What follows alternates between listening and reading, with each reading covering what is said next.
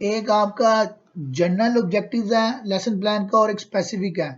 General तो आपका main है कि आपने किस तरह से आप टीचिंग करेंगे सब्जेक्ट के टॉपिक को लेके कंप्लीट, और स्पेसिफिक जो ऑब्जेक्टिव होगा वो टॉपिक के लिहाज से किसी खास पर्टिकुलर ऑब्जेक्टिव को फुलफिल कर रहा होगा, डिटेल में किसी भी टॉपिक को वो फुलफिल करेगा।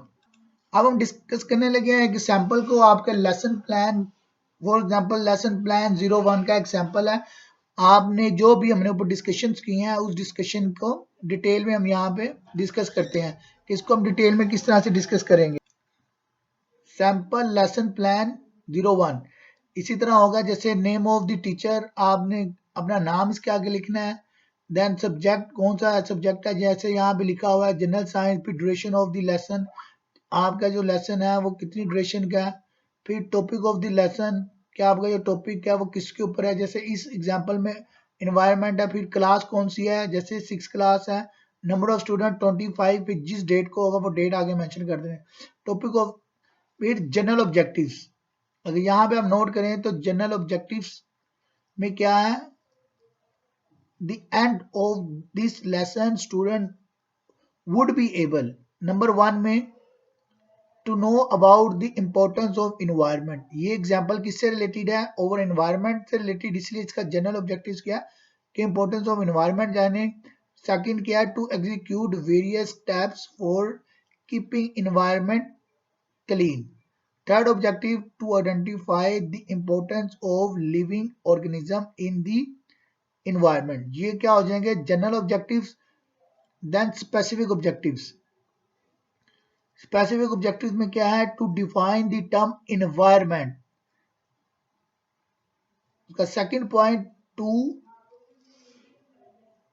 enumerate the living and non-living components of environment. Third, to explain the relationship between the living beings of the environment. Fourth, to exemplify the importance of various components of environment for one another.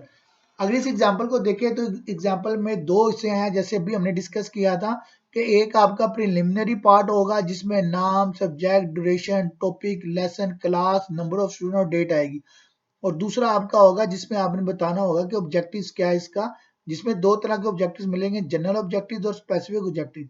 यहाँ पे general objectives आगे overall broader sense में, specific narrow और to the point या particular sense में आगे।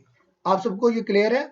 जैसे अगर आप नोट करें जनरल में आप इंपोर्टेंस ऑफ एनवायरनमेंट के बारे में डिस्कस करेंगे, करें यार keeping environment clean, then importance of living organism, और स्पेसिफिक में देखें तो आप सबसे पहले डिफाइन करें एनवायरनमेंट को, फिर लिविंग और नॉन लिविंग कंपोनेंट को आप क्या करें एक्सप्लेन करें, फिर आप एक्सप्लेन करें relationship between living beings of the environment, then exemplify importance of various component of environment of one and another.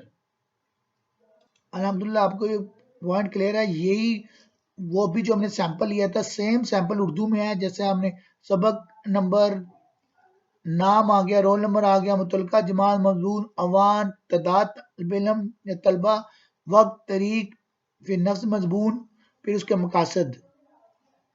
मकासद में अमूमी मकासद क्या है, यानी कि जनरल ऑब्जेक्टिव्स, फिर खसूसी मकासद यानी कि स्पेसिफिक ऑब्जेक्टिव्स। सेम उसी एग्जाम्पल को यहाँ पे उर्दू में ट्रांसलेट किया है बच्चों की, तो इसको मेरे ख्याल में आप लोग देख लीजिएगा, इसको आपको एक्सप्लेन करने की जरूरत नहीं है। अगर जरूरत पड़ेगी तो मुझसे क्वेश्चन पूछ लीजिएगा, मैं आपको बता दूंगा। हम component of lesson plan discuss कर रहे थे, जिसमें हमने दो कंपोनेंट डिस्कस कर चुके हुए हैं, preliminary information and objectives of lesson. Third component है टीचिंग मेथड्स, एवी एड्स, और फोर्थ है एवी एड्स, फिफ्थ है प्रीवियस नॉलेज टेस्ट, और सिक्स है announcement of the topic. Teaching method, third component of lesson plan, the teaching method which would be used to teach a particular topic must be suitable for teaching that topic, and teaching method must also be helpful for achieving the general and specific objective of the lesson, students level, class size and available resource। आपका teaching method ऐसा होना चाहिए कि जो आपने objectives बनाए हैं specific और जनरल वो उसे फुलफिल करे और इस तरह का हो कि आपका क्लास का लेवल और साइज को देख के अवेलेबल रिसोर्स को यूज करते हुए इफेक्टिवली आप अपना लेक्चर और लेसन डिलीवर कर सके। एवी ads, fourth component, AV ads to be used for teaching a topic must be in accordance with the subject, a topic of the lesson and available sources, and it is also helpful for achieving the general and specific objective of the lesson. जो भी एवी ads आपके पास available होंगे, chat board हो गया, white board हो गया या black board हो गया या मॉडल्स हो गए, चार्ट हो गए, उसको यूज करते हुए आपका जो टॉपिक है, जो लेसन है, उसके जनरल और स्पेसिफिक ऑब्जेक्टिव आपने फुलफिल करने की कोशिश करनी है। Fifth, previous knowledge test. Previous knowledge test would involve asking questions from children to test their previous knowledge. The purpose of previous knowledge test is to relate the lesson of the day with previous knowledge of the student. It also gives an idea to teacher about where and how to start a lesson. Previous unit test क्या है, जैसे मैंने आज के lesson में आपसे question शुरू कर दिया कि टीचिंग क्या है, पेडागोजी क्या है, प्रैक्टिस क्या है, टीचिंग प्रैक्टिस क्या है। तो आपका जो भी टॉपिक होगा, जैसे पिछली एग्जांपल हमने इन्वायरमेंट की ली थी, तो आप इन्वायरमेंट से रिलेटेड बच्चों से क्वेश्चन करेंगे ताकि आपको पता लगे कि बच्चे इसके बारे में क्या जानते हैं और आप अपना टॉपिक या अपना लेसन कैसे स्टार्ट कर सकेंगे। उम्मीद है ये पॉइंट भी आप सबको क्लियर होगा। 6, announcement of the topic. The teacher would announce the topic of lesson in such a way that would arouse interest of the student. It can be a short story or some relation with already learned concept by student. छठे point में आप क्या करेंगे, उनसे previous test लेने के बाद आपका जो आज का टॉपिक होगा आप उसके बारे में अनाउंसमेंट कर देंगे या उसकी कोई स्टोरी सुना देंगे या इस तरह से रिलेट करेंगे कि बच्चों में उसका इंटरेस्ट जनरेट हो और आपकी क्लास का पॉजिटिव इन्वायरमेंट बने और वो इसमें इंटरेस्ट लें।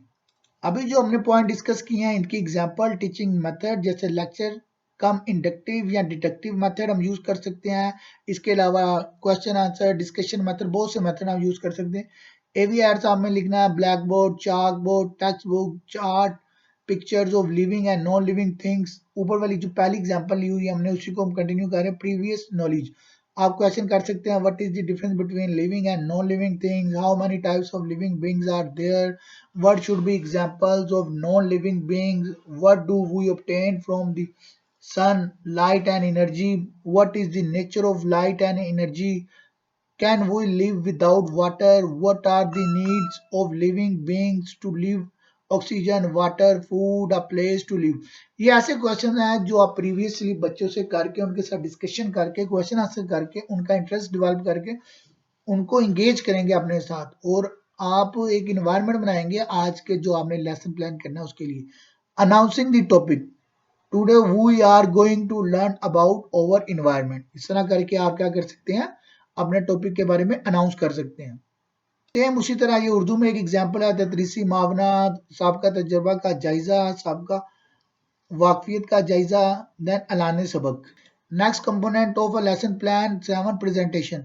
Presentation of lesson would be in 2 or more parts. Questions, activity would be asked from student after every part for formative evaluation of the lesson. Steps of presentation part may be different depending upon the topic of the lesson, teaching method used and the level of class. Consult general methods of teaching code GC8601, for example. During presentation, easy word should be used. The style of presentation of lesson must be appropriate to age, background, knowledge and mental level of students. Formative evaluation will help to track progress of the student. Simple word में कहेंगे आपने जो presentation देनी है उसके दो part, जैसे जब स्टार्ट करेंगे तो क्वेश्चन आंसर से प्रीवियस नॉलेज के बाद लिहाज से, फिर आपने साथ साथ क्वेश्चन भी करते रहना है, बच्चों को एंगेज भी करना है, पॉजिटिव इन्वायरमेंट में रखनी है, क्लासरूम को कंट्रोल भी आपने करना है और इस तरह से पढ़ाना है कि बच्चों को आपकी बात समझ आती रहे। और साथ साथ जैसे मैं आज के लेक्चर और डिस्कशन में आपसे बार बार हर टॉपिक के बारे में पूछता हूँ कि इसके बारे में कोई क्वेश्चन है, तो किसी को कोई क्वेश्चन होता है तो वो फौरन पूछता है, मुझको एक्सप्लेन कर लेते हैं और जिसको क्लियर होता है वो सब फिर कहते हैं क्लियर है, फिर हम आगे चलते हैं। इससे हमें पता लग जाता है फॉर्मेटिव इवैल्यूएशन के ड्यूरिंग लेक्चर्स ही हम क्या करते हैं, अपनी असेस करते चलते हैं कि बच्चों को हमारी बात समझ आ रही है या नहीं आ रही है, यहाँ कोई ऐसा पॉइंट तो नहीं जो उनके लिए मुश्किल है या वो किसी पर लेकर कर रहे हैं, तो हमने सबको साथ लेके चलना होता है। उम्मीद है आपको प्रेजेंटेशन का पार्ट क्लियर होगा। यहाँ पे एक एग्जांपल है कि हमने इंट्रोडक्शन देना है उस टॉपिक के बारे में, फिर प्रेजेंटेशन देते वक्त हमने इन्वायरमेंट